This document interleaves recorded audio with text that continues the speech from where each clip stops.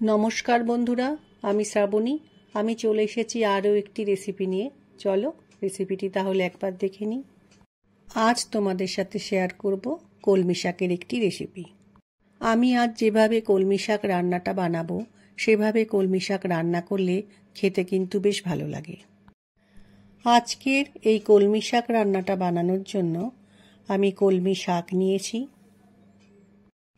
প্রথমে কলমি শাক খুব ভালোভাবে ধুয়ে নিতে হবে। কলমি শাকটা টাটকা হওয়াতে ডাঁটাগুলো বেশ নরম, সেজন্য আমি পাতার সাথে কলমি শাকের ডাঁটাগুলো কুচিয়ে নিয়েছি। কলমি শাকের ডাঁটাগুলো শক্ত হলে শুধু পাতাগুলো রান্না করতে হবে। রান্নার প্রথমে কড়াইয়ে সর্ষের তেল গরম করতে দিলাম। তেলটা গরম হয়ে গেছে, এই সময় একটু কালো জিরে ফোড়নে দিলাম। কালো জিরে ভাজা হচ্ছে, এই সময় একটা কাঁচা লঙ্কা কুচিয়ে নিয়েছি, সেটাও তেলের মধ্যে দিয়ে একটু ভেজে নেব। আজকের এই শাক রান্নাটা আমি মূলো দিয়ে তৈরি করব, সেই জন্য ছোট ছোট টুকরো করে কাটা মূলো তেলের মধ্যে দিয়ে কিছুটা সময় ভেজে নেব।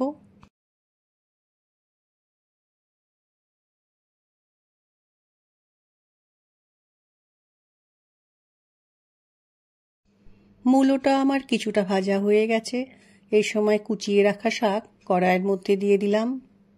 কলমি শাককে আমি মূলোর সাথে তেলের সাথে খুব ভালো করে মিশিয়ে নিয়ে একটু সময় রান্নাটা করে নেব।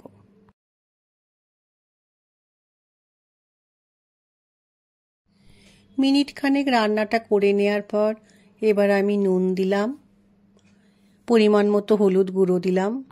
শাকের মধ্যে নুন ও হলুদ গুঁড়ো দেওয়ার পর আবারও একবার শাকের সাথে সেটা খুব ভালো করে মিশিয়ে নিতে হবে। শাক যেহেতু ভীষণ নরম হয়, শাক রান্না করতে কিন্তু বেশিক্ষণ লাগে না।